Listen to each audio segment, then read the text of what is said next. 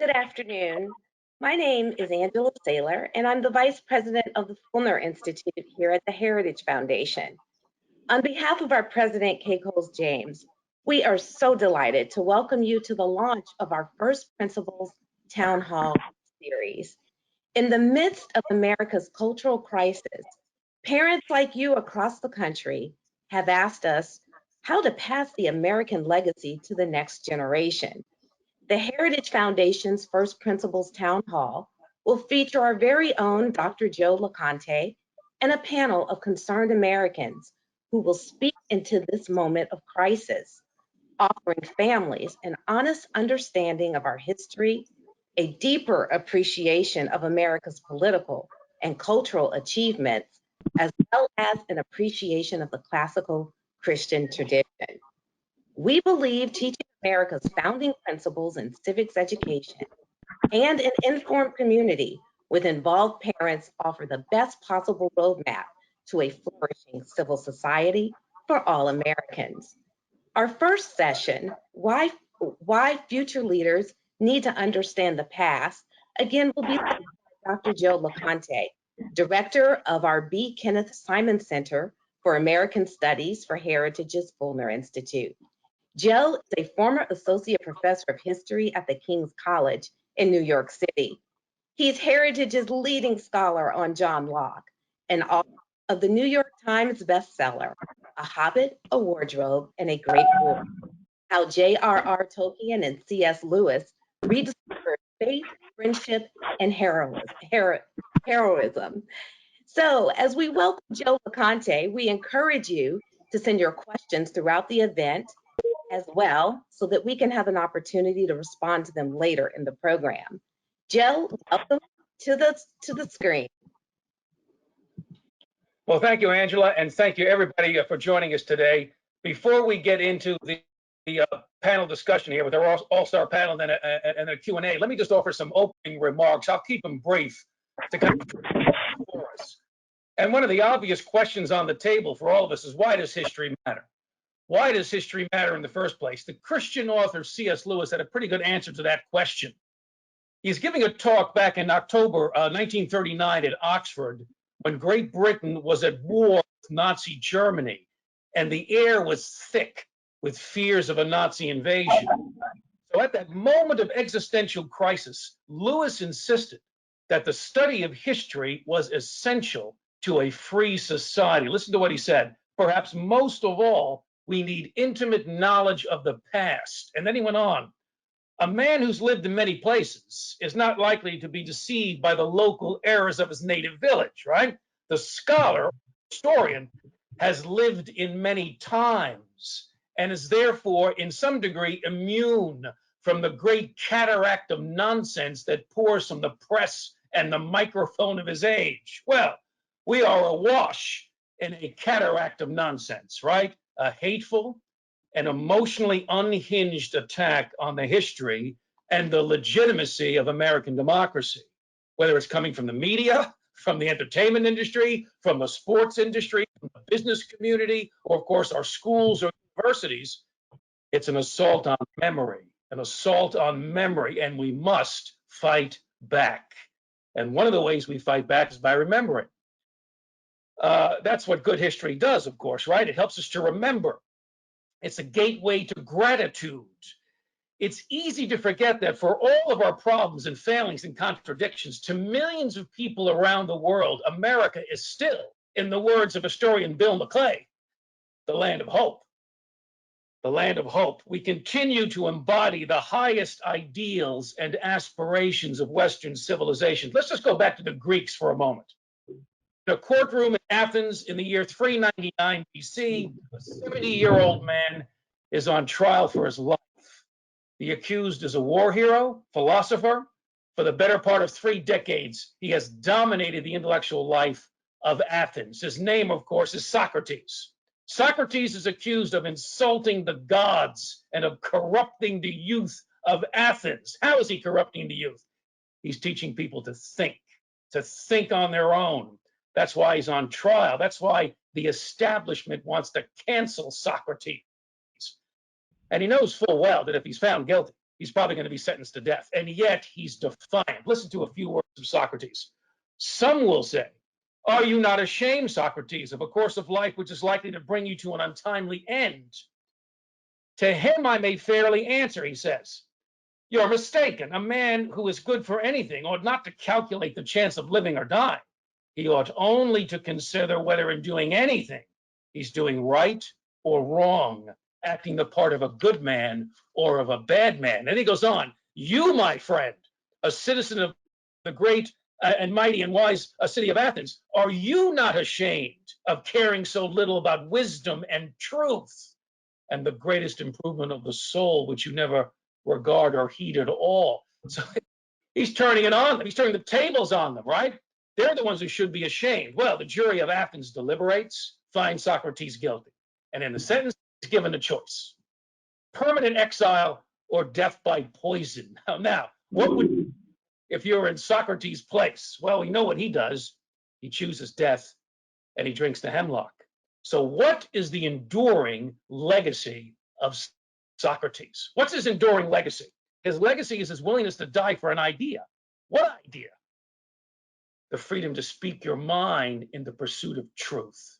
The freedom to speak your mind in the pursuit of truth. Put it another way, it's the principle of freedom of conscience, friends, freedom of conscience. This is one of the engines of change, the engines of reform in human history. It was pioneered by Western thinkers while being ignored by virtually everybody else in the ancient world. And the American founders knew this history. This is one of the they were fighting for in the Revolution. Listen to the words of Abigail Adams here, wife of John Adams, of course, mother to John Quincy. She's writing a letter to her son, to John Quincy. He doesn't want to join his father in another diplomatic mission over there in Europe during the Revolutionary War, 1779. John Quincy would rather get ready to go to Harvard, right?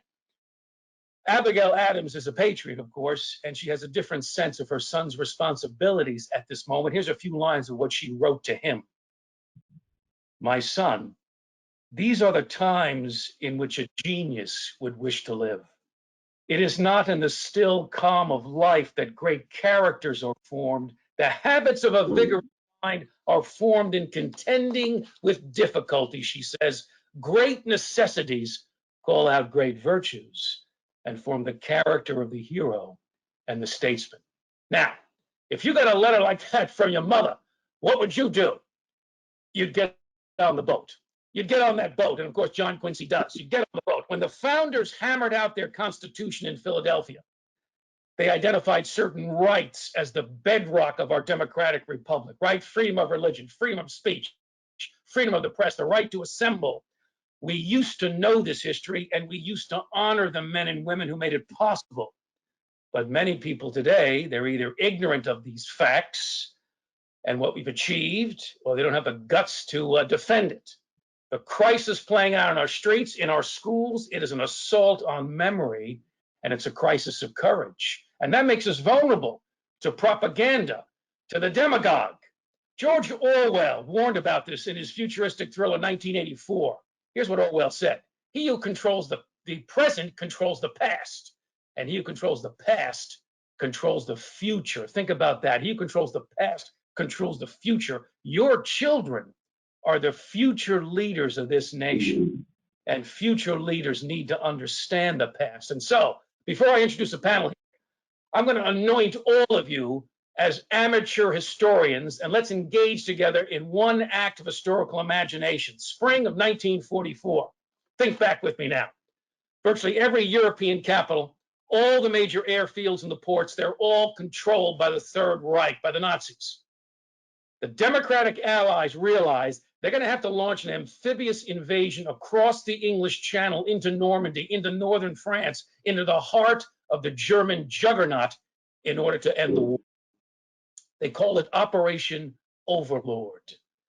They need a single military commander, a supreme commander over the Allied expeditionary force in Europe, and they turn to an American farm boy from Abilene, Kansas, Dwight D. Eisenhower.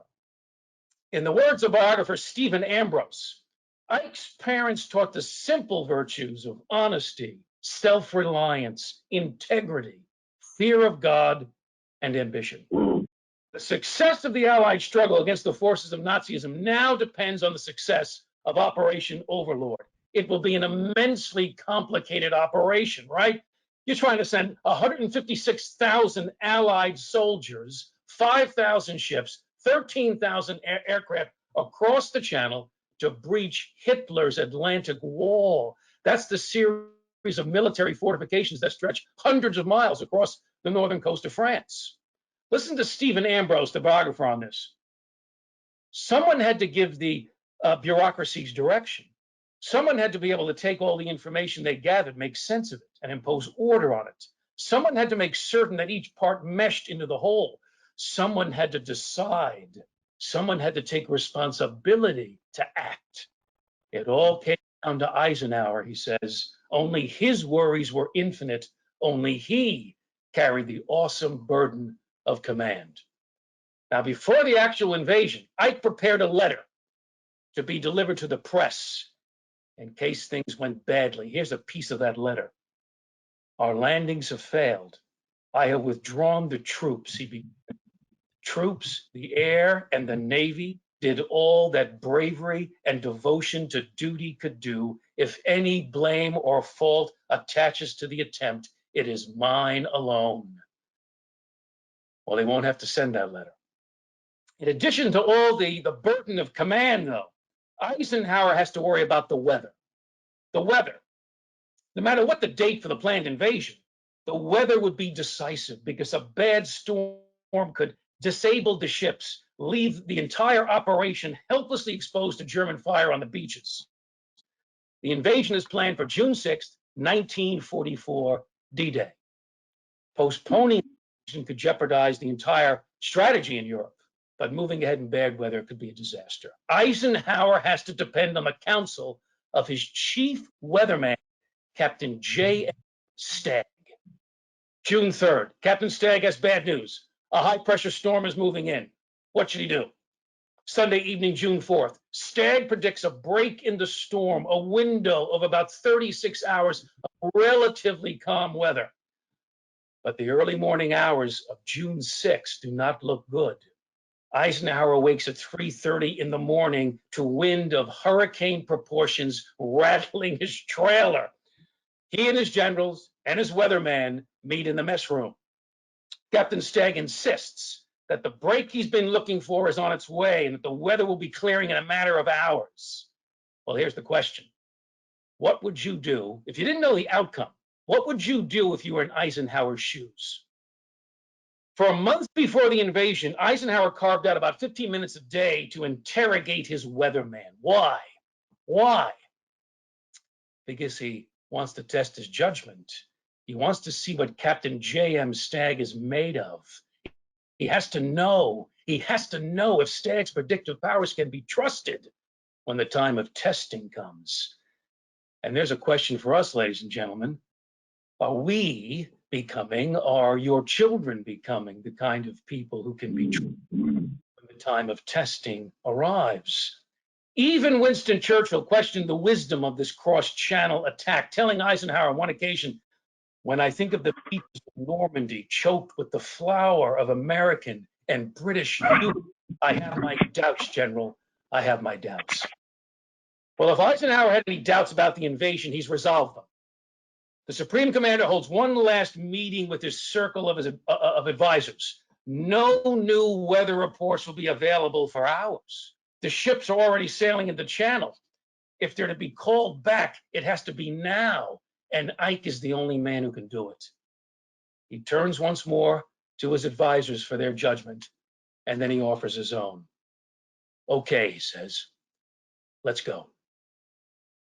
The Allied invasion at Normandy creates the beachhead in Europe that is so desperately required. Hitler's Atlantic Wall is shattered, and now America's arsenal of democracy can begin the work of liberating a continent from the barbarism of Nazi Germany. A farm boy from Abilene, Kansas, and his weatherman made all the difference. It is quite a story. It's a deeply American story. Welcome to the land of hope. That's a piece of the answer to the question, why does history matter? Now, let me introduce our panel, and then we'll get into a discussion here, panel. Will Johnson, based in Denver, Colorado, a father of 3 school-age children, member of his school district's accountability committee, writes on education and education-related issues. Richard Vandenbosch, an educator from Modesto, California, beautiful Modesto, has been in education for 30 years, teaching history and political science at both the secondary and college levels. And Stacy Washington, a mother of 3, former director of our local school district's Board of Education, host of the national radio show, Stacy on the Right. That sounds like a good place to be. Ladies and gentlemen, thank you all for joining us here for this all-star panel. I've got a few questions I'm going to put on the table for you guys, and then we throw it open to the audience, and I'll be looking there in the chat box for questions as well. Let me put this one on the table here, all-star panel. What is at stake, as you understand it? What is at stake in these debates over our children's education? And maybe as an auxiliary question, not only what's at stake, why is the subject of history, American history, world history, why is it especially important in these debates as you understand it? Will, let me throw it over to you first, and then we'll keep unpacking it. Go ahead, Will. Yeah, thanks, Joe, and thanks for that great intro. You know, what I think is at stake is the soul of our country. So no big deal, right? Are we forming, you know, grateful and resilient kids that are proud to be Americans, or guilt-ridden, helpless kids who loathe America and want to fundamentally transform it? It's an assault on memory, as you said, and I think there's 3 main reasons why history is so important in this battle. Number one, freedom is never more than 1 generation from extinction, as Ronald Reagan said. And so given that, we need to purposefully transmit to children the American idea, all right, the principles and values that bind us together, and we transmit those values in large part by how we teach our history.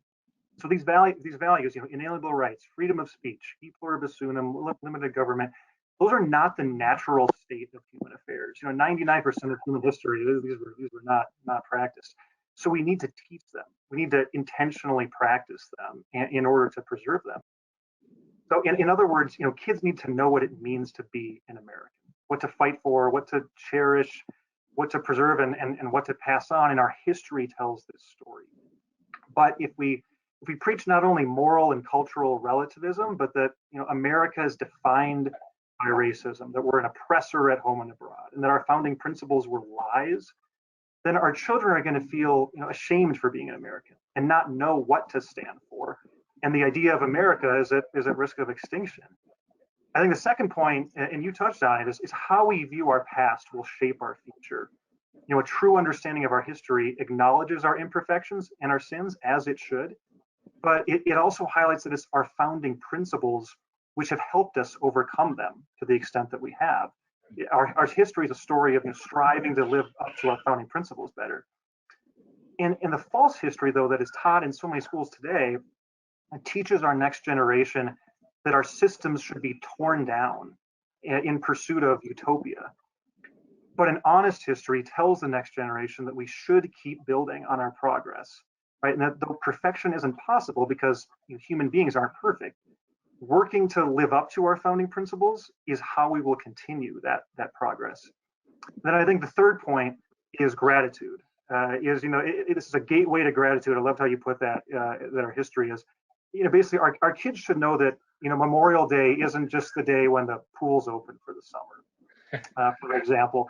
They should know why they're so blessed to live in this greatest country on earth. They should know what life was like and is in so many countries today, and how their freedoms were fought for, paid for by those who came before them, because that encourages gratitude. It's not guilt and victimhood, and gratitude makes for a more fulfilling and happy life, and encourages a responsibility to pay it forward, right? To pass on the true history of our country to the next generation and preserve the soul of America in the process. And that's what I want my kids to do.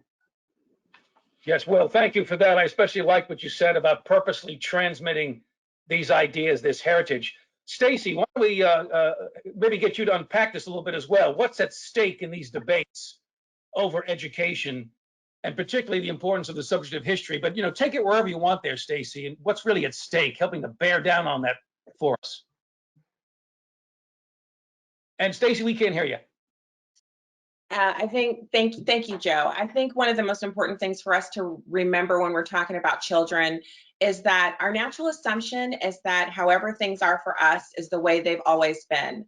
So without history, we don't have the perspective of knowing that not only have things never been this way before, but the normative situation for human beings and humanity writ large is one of slavery, suffering, and oppression. And so we are in a unique situation in America, or we're born into a situation where we have liberties that are given to us by God, but are enshrined in our Constitution. And at all times, those liberties are under assault. And so children just assume, I live in the suburbs. Most people live in the suburbs. That's not true. I live in relative peace and security. Most people live in relative peace and security. That's not even true here in America, and it's especially not true around the world. And so in all things, our perspective should be one of appreciation, as Will so aptly described. But then the big standard bearer for appreciation and gratitude is that you don't take it for granted and you seek to preserve it in all ways possible.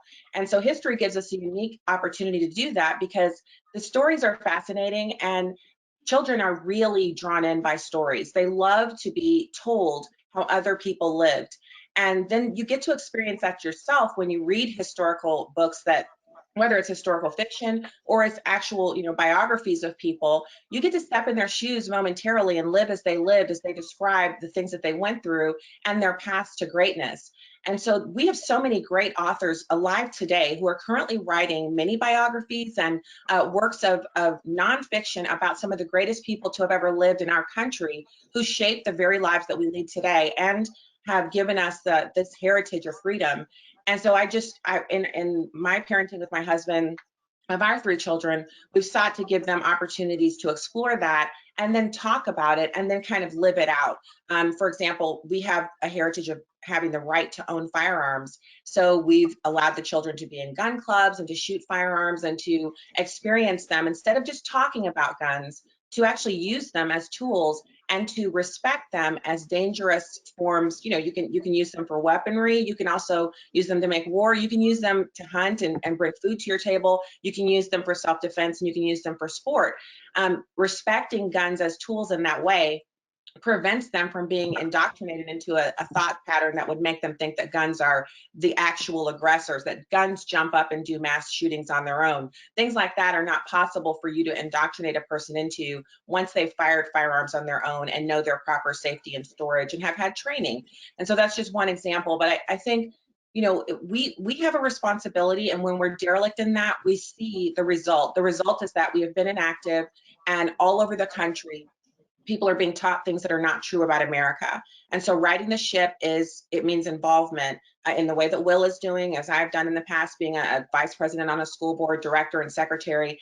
And so I just encourage people to open their minds up to the possibility that our freedom and its protection is lying in their very own hands. Everyone watching this webinar, anyone who may watch it later, the freedom that we hold is literally in every one of our own hands, and it's ours to protect. Wow.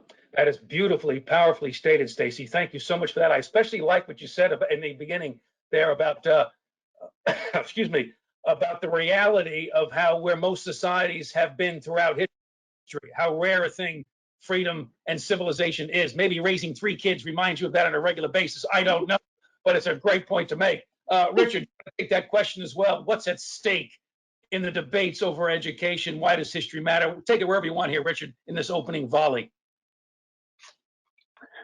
Well, I love what all of you said. Really the root of good government is and always will be good citizenship informed by civic literacy.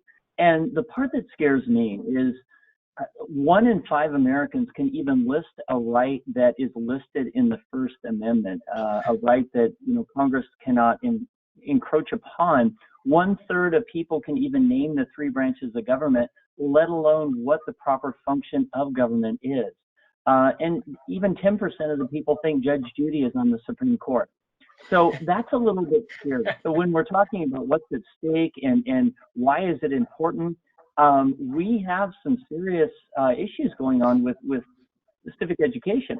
And it was interesting. I was watching a webinar yesterday with Sonia Sotomayor, and she said they spend $50 a student on STEM education and 5 cents on civic education. So that should be concerning to everybody here. And we also, of course, need to be critical consumers of information and be cognizant of disinformation that is out there that is really tilting the scales of civic education. So really, in a global environment where liberal democracies are facing a crisis of confidence and where authoritarian regimes work to threaten the foundational premise of the rule of law, it's essential that our country pursues a strong foundation in civic education, because the reality is the fall of empires usually occur from within. Well, thank you, Richard, for that. Really profound thoughts there to unpack as well. Now, guys, I'd like to get as practical as we can here, because I know we've got an audience here of parents who are probably wondering some of these questions, like, for example, what would be some of the most effective and constructive ways to engage with the teachers? Because they're such gatekeepers, aren't they, for our children? How do we engage with teachers in discussing, our children's educational experience?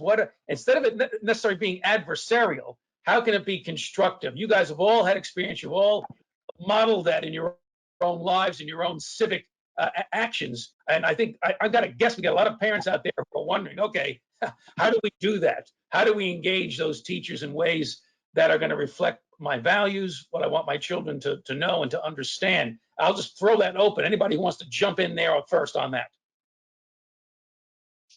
Well, okay, I'll go first. I certainly, we had a lot of experience engaging with teachers as our children went from preschool into grade school.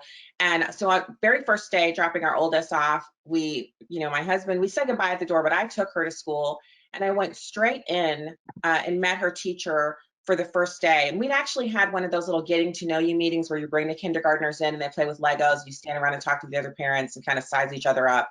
So I'd already met her, but I went in on the first day just to reiterate that we're partners. And I told her that we were on the legs on a three-legged stool for Maya's education. It was the parents, and it was the teacher, and it was Maya. And I said at no point would we ever seek to undercut one of the legs of the stool, and that the communication would be the seat of the stool that we all shared together.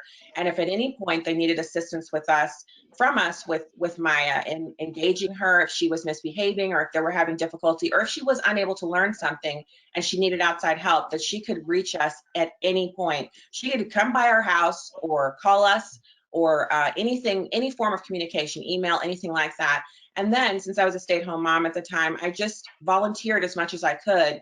And I spent so much time in the building, a lot of the kids thought I was one of some other grade level teacher, but I wasn't. I was just a mom who was there a lot because I really thought that the school would be going in the wrong direction without my input, not because I have a great educational background, but because as a common sense parent on the conservative side and a Christian, I knew that my viewpoint was in the minority there. And so I wanted to make sure that it was able to be expressed and felt, but not in an adversarial way. But because of that interaction, they came to rely on me a great deal, and my opinion meant something to them because we had a relationship. And so, I went full hog. I gave gifts at Christmas and her birthday.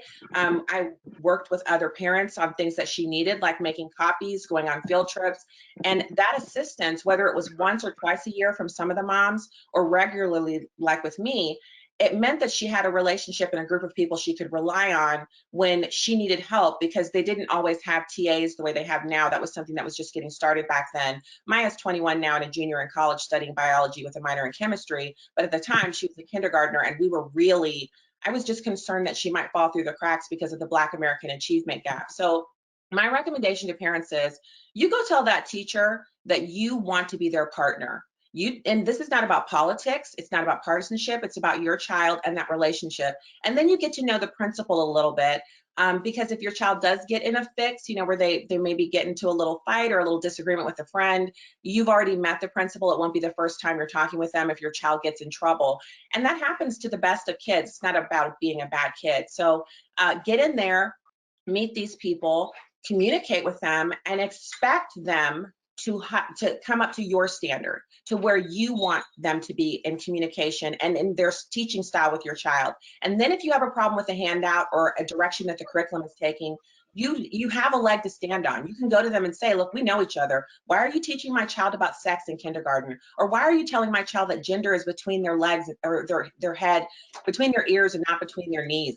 What is all of this discussion about gender-free bathrooms? You can go to them and express yourself, and they will listen because you have a relationship. And then when you escalate, when you go to that curriculum and instruction committee, when you go to that board meeting, you're standing on authority because you know you've got your teacher behind you. These teachers actually don't want to teach this stuff. They're doing it because their jobs are on the line or they're told that they're the minority. So when we express ourselves and we get in there and we mix it up with them and treat them like people, they respond by standing with us when we're standing up for our kids and really their purity, their innocence. We should be standing up for that, and teachers will do it too, but they need a little bit of help, and we are the people who can provide that. Wow. Stacey, I think you just gave us a graduate level seminar on how to engage with the parents. That is just fabulous stuff. Let me give these gentlemen a chance to weigh in as well. Effective ways to reach out to parents. We just heard just a terrific, almost a bottomless well of resources there from Stacey, it seems. So go ahead, guys, weigh in. Yeah, Stacey, that was beautifully said. Oh, I'm sorry. Go ahead, Richard. Okay. Stacey, as beautifully said, I think, you know, as a person in public education for 30 years, the biggest thing is just getting involved. I got to tell you, over my years, I've seen more and more parents, and I understand the need for, you know, extra income and things like that. But if you have a day off, try to get involved, volunteer, be on the student site council. I mean, I know I'm stating the obvious, but yet it's not happening. You know, I have parent conferences, and sometimes out of a class of 30, I might have one parent show up, just one. And so I've seen this massive withdrawal of parents from what's going on, and sometimes it's just not really good. Get on the hiring committees. Try to get on school boards, not just locally, maybe the county school board or the state school board, depending on what state, you know, in which you live. Curriculum committees, curriculum adoption committees. There's a lot of options out there too. And then ultimately, of course, like Stacey said too, just create a relationship with the teacher. And again, you know, respectful dialogue. You know, I've had sometimes people that come after me that have said something, not after me, but about something that they thought was in the curriculum that actually wasn't. And so sometimes kids will misinterpret what's being said, and they just have questions. But again, respectful dialogue is imperative. Thank you, Richard. Will, you want to jump in there? Sure, yeah, both. I completely agree with what Stacey and Richard are saying. I think, you know, we own our kids' education, right? And as Stacey said, schools should be partners with us in that. And you know, because of that, we have a right to transparency. We should know what our kids are being taught. We frankly have an obligation, I think, to know what our kids are being taught. So that's I think, you know, point number one for me. This is an emotionally driven topic, right? And for good reason. But I think approaching it as constructive as we can, asking good questions. And there's a number of resources out there that give that kind of a question, you know, list for us. You know, for example, how you can ask your teacher, you know, how do you want your students to think about America and themselves after this class? Or, you know, do you think it's more important to judge by content of character or color of skin? And how do you foster that in your class? Or how do you encourage diversity of thought in your class? Those types of kind of probing questions, seeking to understand. And I think relaying our concerns in a, you know, what's best for all students, how do we help all students thrive type approach, you know, trying to find commonality as hard as that is sometimes. But where we can identify shared goals, then we can talk about the disagreements on how to achieve it, right? And I think that's more productive. I think the other thing to mention too is, as important it is to voice our concerns, it's also important to promote alternatives, whether that's curriculum alternatives, you know, reading list alternatives, things of that nature. And there's some great ones out there that help us to identify that.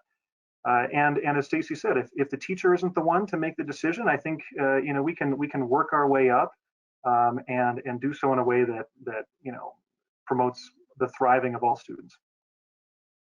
Thank you, Will. I think we're going to get to maybe to resources here in a bit. I want to look at one of the questions that's come in, and please keep submitting questions here, our audience, because it does play into one of the things we want to talk about. The question here is, given that our current system, the public school monopoly, has indoctrinated our kids, isn't the best way to stop the indoctrination, allowing all parents to have the freedom and means to choose their schools? Isn't that the best way to stop the indoctrination? So having various choices in education.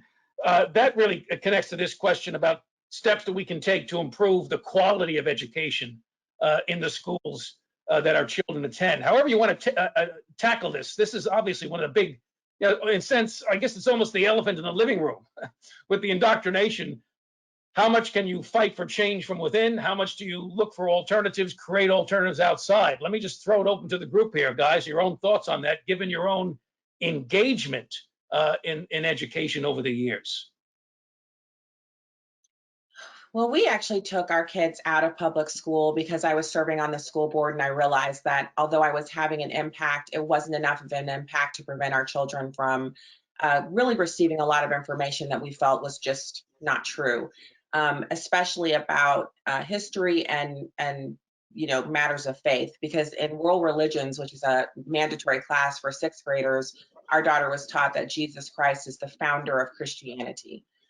So she brought the book home and said, "Mommy, is this true? Is Jesus the founder of Christianity?" And my husband just looked at me because I had been talking to him privately about possibly moving them out. And he was like, "We are paying taxes in this district, and we moved into this district specifically. It's the #1 or #2 rated district, depending on, month or year in the entire state. And, educational outcomes there are outstanding. It's a suburban neighborhood, very, very small boutique community, and we were just very, very happy there." And when he saw that, he said, "Well, I wonder what else is in here that she hasn't highlighted to us because she doesn't even know she's been taught something incorrect." And that kind of started our journey. And I prayed about it a lot because I could tell my husband was getting annoyed with me bringing it up, with his work concerns and with what we paid for our house and everything. We had set out on a path intentionally to be in that district. And I felt very strongly that, now that I'm on school board and I know everything, I know what the budget is, I know who runs everything, I'm on the inside and I want to leave. And he was just kind of like, "What is going on here?" So I started praying about it. And I felt like the Lord told me to shut up. And so I did. And the kids brought their concerns to the dinner table and kind of convinced him without me saying another word. And so they ended up going to a classical Christian school for 5 years where they learned Latin and rhetoric and debate and really how to think, how to formulate arguments, how to process information. And they memorized mounds of scripture. And so when I talk to parents now who are in public school, I don't advocate for them to leave because I feel like so many of us have done that over the past 30 years. But I also say you're responsible for what your kids know, and you're responsible for the outcome that they have. And so if you don't think you can make enough of an impact in public school and it's gone too far, then yes, pull them out. If it's not possible for you to do that, the pandemic has shown us that pandemic pods and parents banding together can create educational outcomes for kids that previously weren't thought to be possible because we were really married to the traditional system. And most of us, like myself, I always tell my kids I'm not called to homeschool, even though our oldest did homeschool herself for her senior year and went to college that year as well.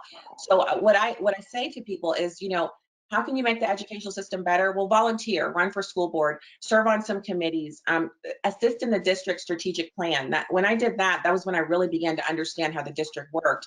And if in all things, if none of that works, then you have to take the step that is best for your child. But I think people get too hung up in it's almost like you're in a whirlybird because each school year goes faster than the one before. As your kids are growing up, the school years move faster for you and for them. So you have to make a decision. It's as simple for me as you start off with, what do you feel like your kid isn't getting in the classroom?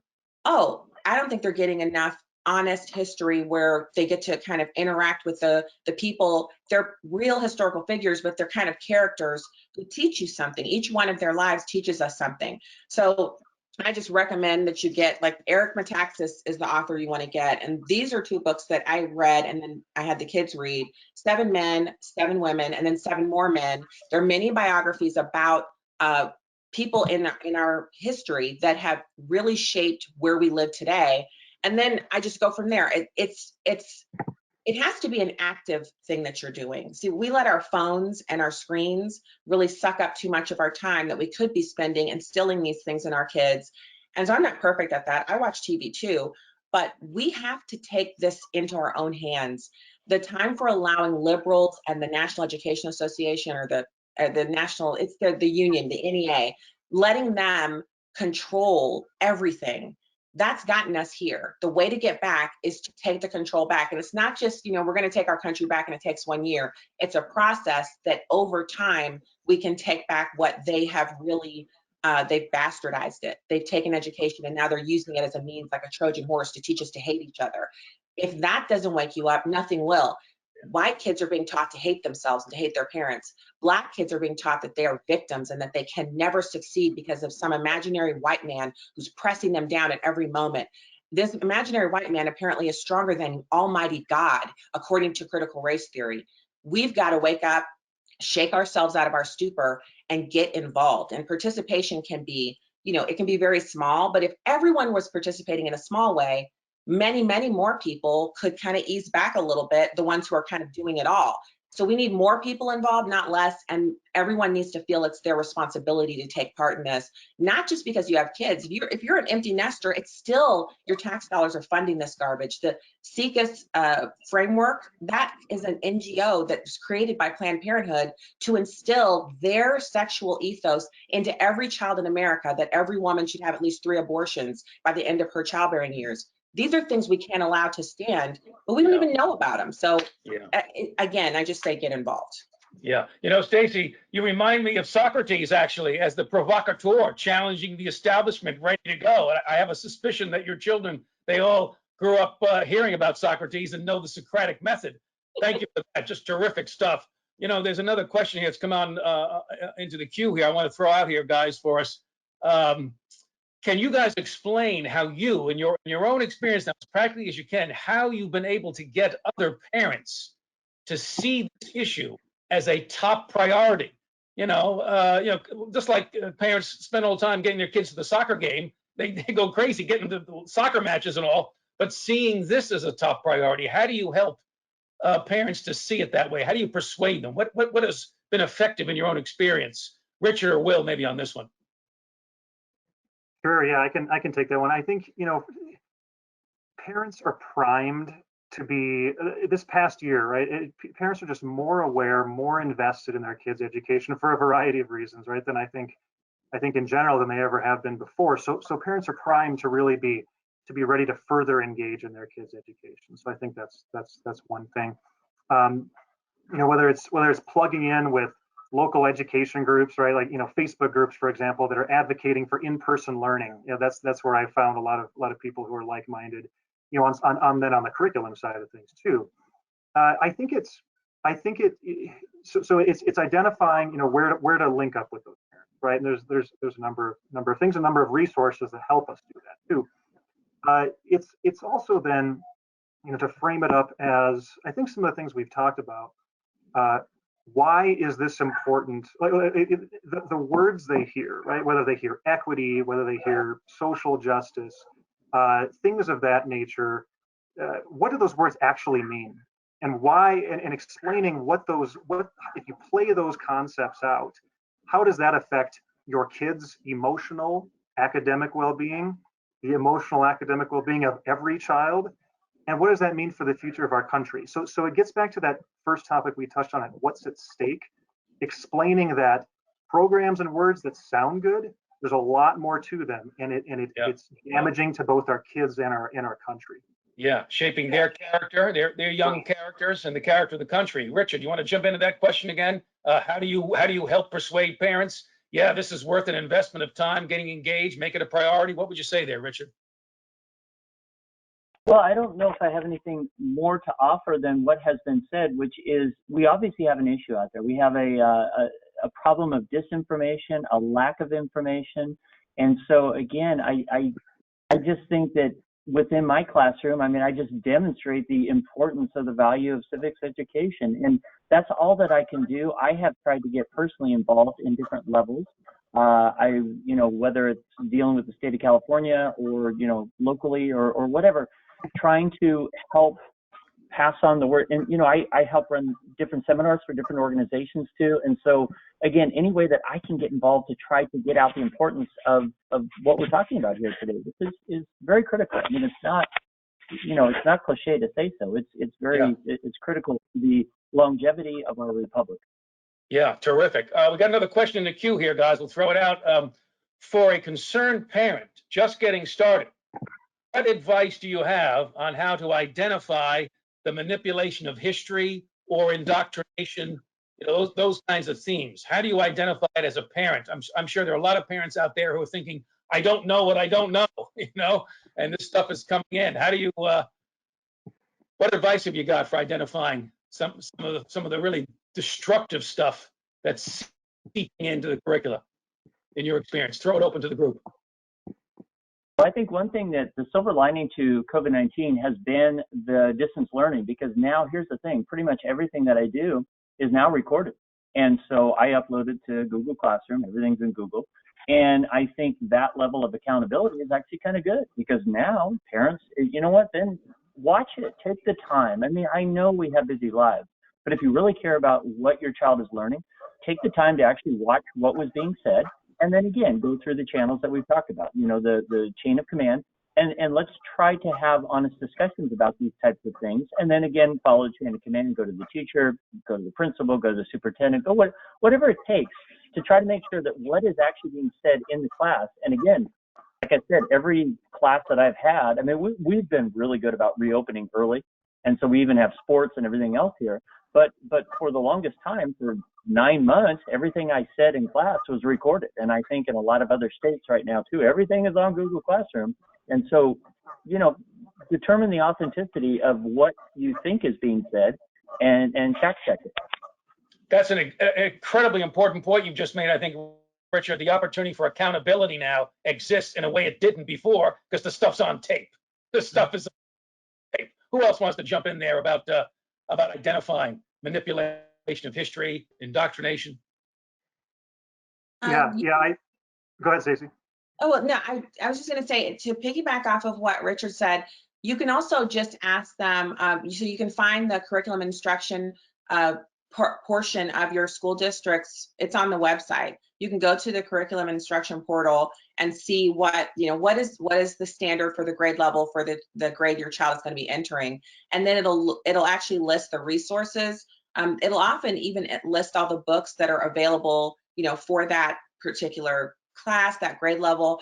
And then you can also go to the library at your child's school. So each of the grammar schools has a library. You can go there, talk to the librarian, and talk about what each grade level is working through, what books are the ones that they're definitely going to be able to check out, or they're going to have assignments on.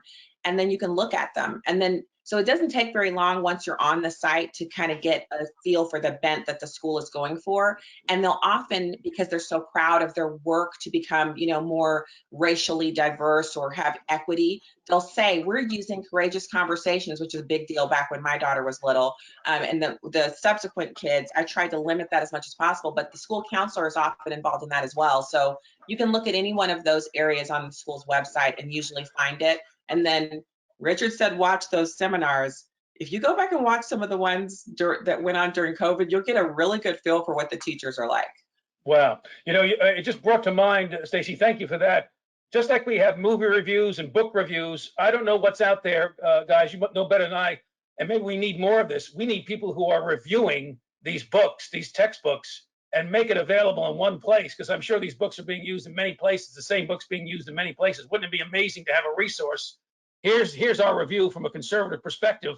This book, this book, this book, and that book. That could be a useful thing. Just putting it out there for the smarter people than me to make it happen. Will, did you want to jump in?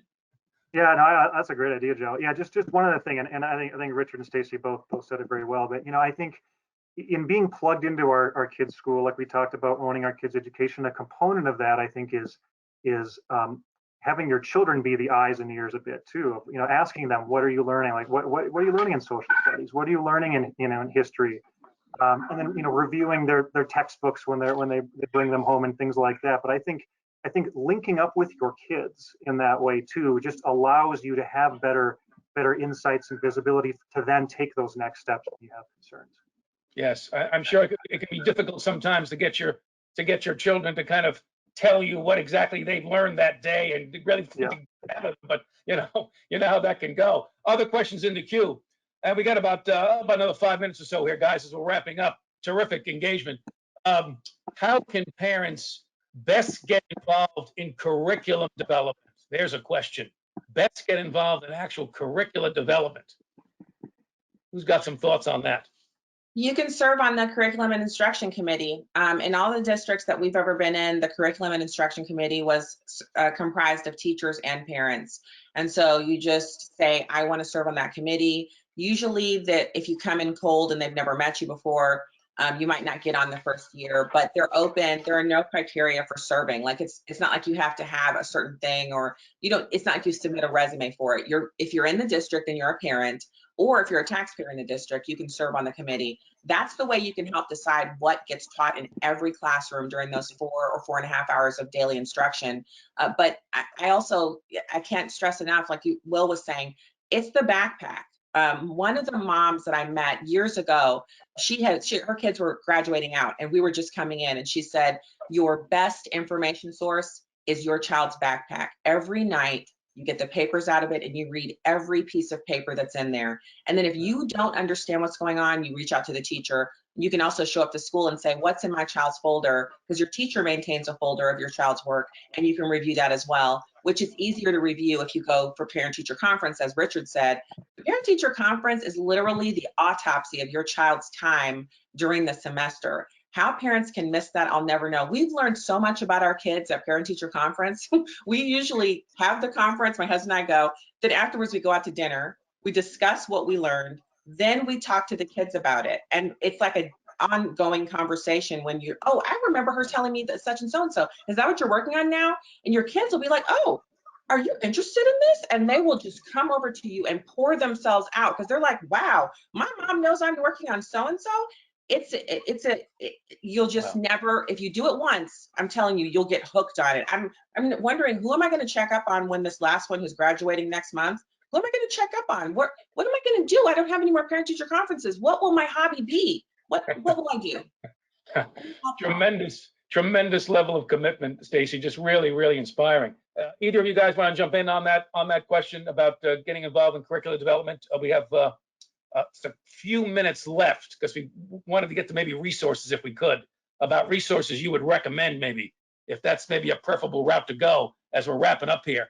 Resources, let's do that, guys. What would you recommend? Textbooks, other resources, other organizations that these parents need to know about, and we can get that out to them in written form as well as a follow-up. But let's throw it out there right now in kind of a roundabout as we could. Your favorite resources. Yeah, I can kick it off. I think, and it builds exactly on what Stacy was saying. Yeah, I think there's a few different sections. So there's books, right? And there's a couple of books I've really enjoyed. So The Land of Hope by Wilfred McClay, which is just a great, I think, history for more high school age, but just tells the story, right, in an honest and captivating way. My mom used to read us the History of Us books by Joy Hakim, and those are memorable and very good. And then on the resources front, right? So I've really liked getting to explore the PragerU's resources for educators and parents, PrEP for short. Videos, reading lists, activities for kids, links to other curriculum, like the 1776 Unites curriculum, which is great, Hillsdale curriculum, and then parent action guides too, which I think are really valuable. And then just I think another kind of section is groups like Parents Defending Education, right? It's a new group. It helps parents to identify and address concerns, promote alternatives, and they've helped me actually in some of the stuff we've done here in Colorado. And there's really just a lot of great resources out there. Excellent. Rick, you want to jump in with favorite resources? Yeah, there are a lot of great resources out there. One of the resources I like is Stossel in the Classroom. It really has a balanced approach to subjects, economics, government. It has just great resources. The National Constitution Center. You said Stossel in the Classroom, Stossel? Yeah, Stossel, John Stossel in the Classroom. Okay. And so that's one of those that I think, and I could just pop these inside the chat as soon as we finish. So I'll go ahead and blast those out. The National Constitution Center has great resources. For me, my biggest thing is I always want to try to present both sides of the issue. And what I like about these is they really do try to give you the best of both sides, you know, and so you might have a particular topic, an amendment or so, and you might have the perspective of, you know, Neil Gorsuch, and you might have the perspective of Sonia Sotomayor. And at least what you're doing is you're getting both sides, and I think that's imperative. Civics has a lot of really good activities that are quite interactive for the students. Bill of Rights Institute has some good things. Liberty Fund has blogs and videos and podcasts and book reviews and things like that. So there are a lot of really good resources out there that I would really encourage you. And again, the good thing is almost all of these have like teacher manuals too, if you know, if that helps you out as a parent, because obviously you want the best resources possible for your kids. Great. And Stacy, we got about a minute left. If you can give us your top 10 or whatever it is for resources. Oh, so I got a minute to get out, like on radio, I can do it. So I recommend this book, Growing in Prayer by Mike Bickle. If you are a Christian and person of faith and you want to have a better prayer life, because being a parent is, you really, if you want to do it right, you need to be a person of prayer, because how else can you do it on your own? It's such a difficult proposition, being a parent in America today. So Growing in Prayer.